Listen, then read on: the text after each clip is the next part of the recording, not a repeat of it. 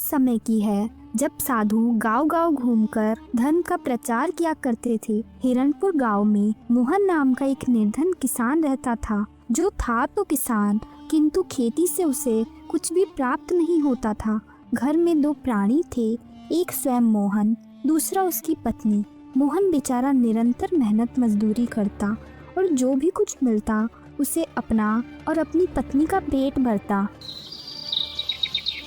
एक दिन वो प्रातः सूर्य निकलते ही घर से निकल पड़ा। हे भगवान, आज तो कुछ काम मिल जाए तो आज के खाने का प्रबंध हो जाए। वो चला जा रहा था कि उसने एक स्थान पर लोगों से घिरे अपने गांव के सरपंच को देखा। देखो ग्राम वासियों, अपने गांव की सफाई बहुत ही अच्छे से हो जानी चाहिए। मोहन ने उन लोगों को देखा और बोला, आज ये सभी लोग एक जगह जमा क्यों हैं और सरपंच जी ने पूरे गांव की सफाई करने को क्यों बोल रहे हैं? आखिर क्या माजरा है? मुझे इनके पास जाकर देखना चाहिए। ये जानने के लिए मोहन उन लोगों के पास पहुंचा।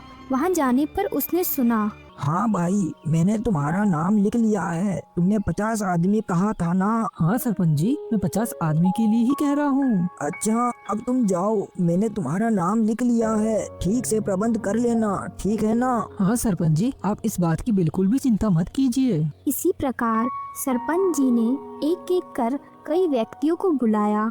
लोग उसके पास जाते, वो उनका नाम लिखते और उनके कहे अनुसार आदमियों की संख्या लिखते। किसी के नाम 10, किसी के नाम 20, 30 या 40, 50। लोग हामी भरकर लौट जाते।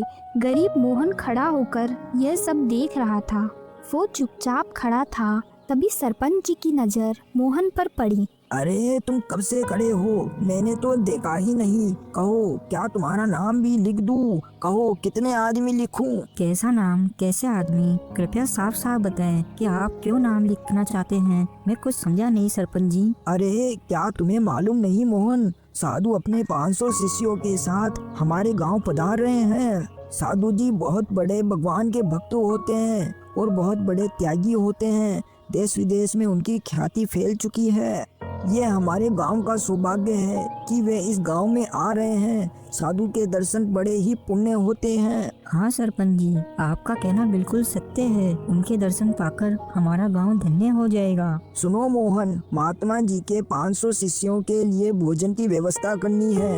ये काम कोई एक आदमी नहीं कर सकता। इसीलिए हमने निर्णय लिया है कि सभी लोग मिलजुल कर इस पुण्य के कार्य में हाथ बटाएं। गांव के सभी व्यक्ति भिक्षुओं को अपने अपने घरों में भोजन कराएंगे। जिसमें जितनी शक्ति और सामर्थ्य है वो उसके अनुसार 10, 15, 20, 30 या इससे अधिक साधु को अपने घर में भोजन कराएगा। इसीलिए ये सभी लोग अपना नाम लिखवा रहे हैं। आप ठीक कहते हैं सरपंच जी, इस पुण्य के काम में सभी को हाथ बटाना ही चाहिए। तुम बताओ, तुम कितने साधु को भोजन करा सकते हो? कितने लोगों का नाम लिखूं तुम्हारे नाम पर? सरपंच जी, आप तो मेरी हालत जानते ही हैं। खास में इस शुभ कार्य में हाथ बटा पाता। मेरे तो खुद के खाने के लाले पड़े हैं। मेरे सारे खेत जमींदार के पास गिरवी पड़े हैं। तो क्या तुम एक भी साधु को भोजन नहीं कराओगे? मैं बहुत शर्मिंदा हूँ सरपंच जी, मुझे और अधिक लज्जित ना करे। मेरी दरिद्रता आपसे छिपी नहीं है। सुनो भाई, मैं साफ बात कहना ठीक समझता हूँ। अपनी इस दशा के लिए तुम स्वयं जिम्मेदार हो। मैं जिम्मेदार हूँ? वो कैसे सरपंच जी? जानना चाहते हो तो सुनो। दुखी ना होना और ना ही नाराज होना। जो मनुष्य सदा अपने लिए ही सोचता है और कार्य करता है वो कभी सुखी नहीं रह सकता। स्वार्थी सभी दुखों की जड़ है। यूं तो मनुष्य जन्म से ही स्वार्थी होता है, किंतु वो कभी दूसरों की भलाई का कार्य भी करता है। एक तुम हो जो कभी कोई परोपकार नहीं करते, इसलिए तुम्हारी ऐसी दशा है। क्या मैं सबसे बड़ा स्वार्थी हूँ सरपंच जी? हाँ भाई, बात तो ऐसी ही है। जो मनुष्य सदा अपने ही विषय में सोचता है, ना कभी किसी दूसरे को दान करता है, ना कोई पुण्य करता है और ना कभी किसी का कुछ भी भला करता है, उसे स्वार्थी ही तो कहा जाएगा। आप सही कहते हैं सरपंच जी। मैंने अभी तक सदा अपना और अपने परिवार का ही पेट भरा है, कभी किसी को एक मुट्ठी अनाज भी नहीं दिया। शायद यही मेरी दरिद्रता का कारण है। कृपया मेरा नाम भी एक साधु का भोजन लिख दीजिए। आप तो जानते ही हैं, इससे अधिक मैं नहीं कर सकता। तभी गांव का महाजन वहां आया। सरपंच जी, मैं 100 साधु को भोजन कराऊंगा। मेरे नाम पर 100 साधु का नाम लिख दो। महाजन की बात सुनकर मोहन सोचने लगा। गरीबी से तो मृत्यु ही अच्छी है। मृत्यु तो एक बार ही होती है, किंतु गरीबी रोज रोज मारती रहती है। खास मैं भी धनवान होता तो आज मैं भी एक नहीं पूरे 100 या 200 साधु को अपने घर भोजन पर बुलवाता। इसी प्रकार मन में विचार करके मोहन अपने घर की ओर निकल गया। घर जाकर उसने अपनी पत्नी से कहा, कल बहुत महान साधु बाबा अपने 500 शिष्यों के साथ हमारे गांव आ रहे हैं। गांव के सभी लोग साधु को अपने घर भोजन कराएंगे, इसलिए मैंने भी सरपंच जी के यहाँ लिखा दिया है कि मैं भी एक साधु को अपने यहाँ भोजन कराऊंगा। पति की बात सुनकर उसकी पत्नी अत्यंत प्रसन्न हुई। स्वामी, ये तो आपने बहुत ही शुभ कार्य किया है। संतों महात्माओं को भोजन कराना बड़े पुण्य का काम है। साधु तो भगवान का दूसरा रूप होते हैं, किंतु घर में तो कुछ भी नहीं है जिससे अपन साधु को भोजन करा सके। हाँ, मुझे पता है घर में कुछ नहीं है। क्या हम एक दिन भी भूखे नहीं रह सकते? आप ठीक कहते हैं स्वामी, हम एक दिन भूखे रह लेंगे। आज हम दोनों मजदूरी करेंगे ताकि साधु को अच्छे से अच्छा भोजन करा सके। हमारी दरिद्रता तो रोज की है, कभी तो कोई अच्छा कार्य करना ही चाहिए। हम एक दिन भूखे ही रह लेंगे। पत्नी की बातें सुनकर मोहन अत्यंत प्रसन्न हुआ। उसके मन से एक बहुत बड़ा बोझ दूर हो गया। चलो अच्छा है, मेरी पत्नी भी इस काम के लिए मान गई। नहीं तो अभी तक मैं यही सोच रहा था कि कहीं मेरी पत्नी को इस बात से गुस्सा ना आ जाए। दोनों पति पत्नी पक्का निश्चय कर मेहनत मजदूरी करने के लिए घर से निकल पड़े। हे भगवान, हमें कहीं कोई अच्छा काम मिल जाए ताकि हम अपने अतिथि का अच्छी तरह से स्वागत कर सकें। चलते चलते दोनों गांव के महाजन के घर के पास से गुजर रहे थे, तभी उन्हें एक आवाज सुनाई दी। अरे भाई रुको मोहन। मोहन और उसकी पत्नी रुक गए। कहिए, क्या आ गया है सेठ जी? देखो भाई, कल मेरे घर पर 100 अतिथि भोजन करेंगे, इसीलिए मुझे तुम्हारी जरूरत है। मैं आपकी क्या सेवा कर सकता हूँ सेठ जी? बात यह है कि भोजन के लिए मेरे घर में सभी सामग्री उपलब्ध है, किंतु लकड़ियाँ नहीं है। क्या तुम लकड़ियों का प्रबंध कर सकते हो? हाँ सेठ जी, क्यों नहीं। अच्छी तरह समझ लो, 100 आदमियों के लिए भोजन बनाना है। मोहन, इस बात का ध्यान रखना कि लकड़ियाँ आज शाम तक कट जाए, और तुम मजदूरी की चिंता मत करना। तुम्हें काम के अनुसार प्राप्त मजदूरी मिल जाएगी। बहुत बहुत धन्यवाद सेठ जी, मैं शाम तक लकड़ियाँ काट दूंगा। मोहन को तो जैसे मनचाही मुराद मिल गई थी। वो मन ही मन सोचने लगा, ईश्वर बड़ा दयालु है। अब मैं आराम से अपने अतिथि को भोजन करा सकूंगा। लेकिन 100 आदमियों के भोजन के लिए शाम तक लकड़ी काट पाना कोई आसान काम नहीं है। लेकिन क्या करूं, और कोई चारा भी नहीं है। सुनो चमेली, तुम घर जाओ और घर जाकर घर की सफाई करो, और मैं कुल्हाड़ी लेकर जंगल जाता हूँ। फिर मोहन लकड़ियां काटने जंगल की ओर चल पड़ा। जंगल में पहुंचकर मोहन बड़ी मेहनत के साथ कड़कड़ाती धूप में परिश्रम से लकड़ियां काटता रहा। उसके हाथ में छाले पड़ गए। आज मुझे बहुत मेहनत करनी होगी, क्योंकि मैं जितनी ज्यादा मेहनत करूंगा मुझे उतने ही ज्यादा पैसे मिलेंगे, और मैं उन पैसों से अपने अतिथि का अच्छे से स्वागत कर पाऊंगा। और महाजन को भी मैंने कह दिया है, मैं 100 आदमियों के भोजन जितनी लकड़ियां शाम तक ले आऊंगा। मोहन ये सब बोलकर और तेजी से काम करने लगा। थोड़ी देर काम करने के बाद अपनी मेहनत से कटी हुई लकड़ियां के ढेर को देखकर उसे भारी संतोष हुआ। इन लकड़ियों से तो 70 आदमियों के खाने के जितना भोजन तो बन ही जाएगा। थोड़ी देर आराम कर लेता हूँ, फिर बाकी की लकड़ियाँ काटता हूँ। फिर मोहन थोड़ा विश्राम करने के लिए लेट गया। थोड़ी देर विश्राम करने के बाद मोहन फिर से अपने काम पर लग गया।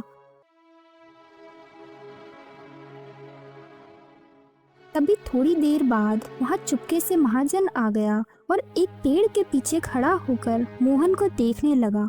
वाकई मोहन बहुत ही मेहनत और परिश्रम कर रहा है। अब थोड़ी सी ही लकड़ियाँ और बाकी है। फिर शाम होने पर मोहन महाजन के पास चला जाता है। सेठ जी, मैंने लकड़ियाँ काट ली है। पूरी आशा है कि कम नहीं पड़ेगी। आप चाहें तो चलकर देख लें। देखने की कोई आवश्यकता नहीं है, मैं पहले ही देख चुका हूँ। तुम वास्तव में बहुत परिश्रमी हो। तुमने जितना काम एक दिन में कर दिखाया उतना 10 आदमी भी नहीं कर सकते। मैं तुम्हारे काम से बहुत खुश हूँ। धन्यवाद सेठ जी। धन्यवाद तो मुझे करना चाहिए। तुमने मेरी बहुत बड़ी समस्या हल कर दी। तुम्हें इसकी मजदूरी की एक बोरी भरकर चावल मिलेंगे। इससे तुम अपने अतिथि को अच्छी तरह भोजन करा सकते हो और साथ ही साथ स्वयं भी कई दिनों तक भोजन कर सकोगे। इतना कहकर महाजन ने अपने एक आदमी को कहा, जाओ एक बोरी चावल ले आओ और थैले में डालकर सब्जियां ले आना। आदमी अंदर गया और थोड़ी देर में एक बोरी चावल की और सब्जियां आदि लेकर बाहर आया। ये लो मोहन, ये तुम्हारी मजदूरी है। इतने अधिक चावल देखकर मोहन ठगा सा रह गया। वो सदा मजदूरी करता था, किंतु अभी तक उसे इतना परिश्रम कभी नहीं मिला था। किंतु सेठ जी, ये तो बहुत अधिक है और आप अपने आदमी को बेचकर जंगल से लकड़ियाँ मंगवा लीजिए। ले लो, तुमने बहुत मेहनत की है, हम अपनी खुशी से दे रहे हैं। कल तुम भी साधु को भोजन करा रहे हो, किसी प्रकार की कोई कमी ना हो। और मैं अभी आदमी के साथ बैलगाड़ी भेजकर वो लकड़ियाँ मंगा लेता हूँ। फिर मोहन ने बोरी सिर पर रखी और सब्जियों का थैला टाक लिया और घर की ओर चल पड़ा। अब उसकी सारी चिंता मिट चुकी थी। सारा सामान लेकर जब वो घर पहुंचा तो उसे देखकर उसकी पत्नी की प्रसन्नता की सीमा ना रही। वो अभी तक इसी चिंता में डूबी थी कि कल अतिथि के भोजन का क्या होगा। इतने सारे चावल देखकर उसकी सारी चिंता दूर हो गई और वो बोली, आज बहुत मेहनत करनी पड़ी होगी ना, थक गए होंगे। अरे आपके हाथों में तो छाले पड़ गए हैं। नहीं, कोई बात नहीं, थकान और छाले की चिंता तुम मत करो, वो तो 1-2 दिन में ठीक हो जाएंगे। भगवान को लाख लाख धन्यवाद दो कि उन्होंने हमारी लाज रख ली। लोग तो अपने यहाँ 100 अतिथियों को भोजन करवा रहे हैं। हमारे घर तो केवल एक ही अतिथि आएंगे। यदि हम उन्हें भी भोजन नहीं करा पाते तो हम कहीं मुंह दिखाने लायक नहीं रह जाते। भगवान जो भी करते हैं सब भले के लिए ही करते हैं। अब अतिथि के भोजन में किसी प्रकार की कोई कमी नहीं रहनी चाहिए। बस भोजन करने के बाद अतिथि खुश हो जाए, इससे मेरी सारी मेहनत सफल हो जाएगी। आप चिंता ना करें स्वामी, सामान तो जुट ही गया है। रहा भोजन तैयार करने का, वो मैं कर लूंगी। कल अवश्य हम अपने अतिथि को अच्छा भोजन कराएंगे। सुबह से आपने कुछ खाया भी नहीं है, चलिए भोजन कर लीजिए। भोजन करने के बाद दोनों पति पत्नी सो गए।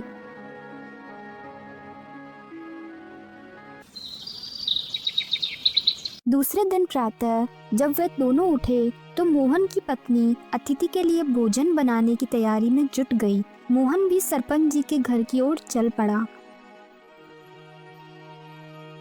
क्योंकि उसे वहां से अतिथि को लाना था। प्रणाम सरपंच जी, मैं अपने अतिथि को लेने आया हूँ। ये सुन सरपंच जी अपनी पंजिका में मोहन का नाम देखने लगे। कई पन्ने पलटने पर भी उन्हें मोहन का नाम कहीं ना मिला। वो बड़ी दुविधा में पड़ गए और बोले, अरे भाई, तुम्हारा नाम तो मुझे कहीं नजर नहीं आ रहा। लगता है तुम्हारा नाम लिखना ही मैं भूल गया। ऐसा कैसे हो सकता है सरपंच जी, आप ठीक से देखिए। देख चुका हूँ भाई, तुम्हारा नाम नहीं है। बड़ी विचित्र बात है सरपंच जी, कल मैंने स्वयं अपना नाम लिखाया था। आज आप कहते हैं कि सूची में मेरा नाम ही नहीं है। हाँ, कल मैंने ही तो तुम्हें नाम लिखने की सलाह दी थी, किंतु ऐसा कैसे हो गया। अब क्या होगा सरपंच जी, मुझे एक साधु तो दे ही दीजिए। मैंने भोजन की तैयारी कर ली है। क्षमा करना भाई, अब कुछ नहीं हो सकता। सभी लोग अपने साथ अतिथि को ले जा चुके हैं। बताओ इसमें मैं क्या ही कर सकता हूँ। मोहन की सारी आशाओं पर पानी फिर गया। उसने बड़ी दयनीय निगाहों से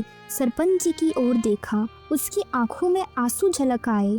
मुझ पर दया करो सरपंच जी, मुझे एक साधु को अपने साथ ले जाने दीजिए। मैं क्या करूं भाई, मैं भी विवश हूँ। शायद तुम्हारे भाग्य में अतिथि को भोजन कराना लिखा ही नहीं था, यही समझकर तुम संतोष कर लो। इस अंतिम उत्तर को सुनकर मोहन पूरी तरह से निराश हो गया और वहाँ से लौट पड़ा। कुछ दूर चलने के बाद उसे एक तेजस्वी साधु दिखाई दिए जो लोगों को उपदेश दे रहे थे। मोहन के दिल में उस तेजस्वी पुरुष को भोजन कराने की इच्छा हुई। दृढ़ निश्चय कर वो चल पड़ा और सीधे जाकर उसने साधु के आगे हाथ जोड़े। उसका यह व्यवहार देखकर साधु को बड़ा आश्चर्य हुआ। तुम्हें क्या दुख है प्राणी? भगवान, मेरा दुख आप ही दूर कर सकते हैं। मैं बड़ी आशा लेकर आपके पास आया हूँ। इतना कहकर वो बिलक बिलक कर रोने लगा। रो मत, बताओ तुम्हें क्या दुख है। यदि संभव हुआ तो मैं तुम्हारा दुख दूर करने का प्रयत्न करूंगा। भगवान, मेरा दुख बहुत बड़ा है। यदि आप कृपा करें तो वो दूर हो जाएगा। यदि आपने मेरी मदद के लिए मना कर दिया तो मैं कहीं मुंह दिखाने लायक नहीं रहूंगा। ऐसे अशुभ शब्द मुंह से मत निकालो। अपना दुख बताओ, मैं वचन देता हूँ यदि मेरे वश में हुआ तो मैं तुम्हारा दुख अवश्य दूर करूंगा। महात्मा जी, मैं केवल इतना ही चाहता हूँ कि आप मेरे घर पर मेरे साथ चलिए और भोजन करिए। बस केवल इतनी सी बात, इसमें रोने की कौन सी बात है। ठीक है, हम तुम्हारे घर भोजन करेंगे। चलो हम अभी तुम्हारे घर चलते हैं। इतना कहकर साधु ने उपदेश देना बंद कर दिया और मोहन के साथ उसके घर चल पड़े। ये देख सभा में उपस्थित सभी व्यक्तियों को बड़ा आश्चर्य हुआ। कितने महान साधु है। एक दरिद्र किसान के लिए बाबा ने अपना भाषण भी बंद कर दिया और उसके साथ चले गए। धन्य हो धन्य। क्या भाग्य है मोहन का। कहाँ ये दरिद्र किसान और उसकी टूटी फूटी कुटिया, और कहाँ महान साधु। साधु और मोहन घर पहुँचे। मोहन और उसकी पत्नी ने श्रद्धा और भक्ति के साथ उन्हें आसन पर बैठाया।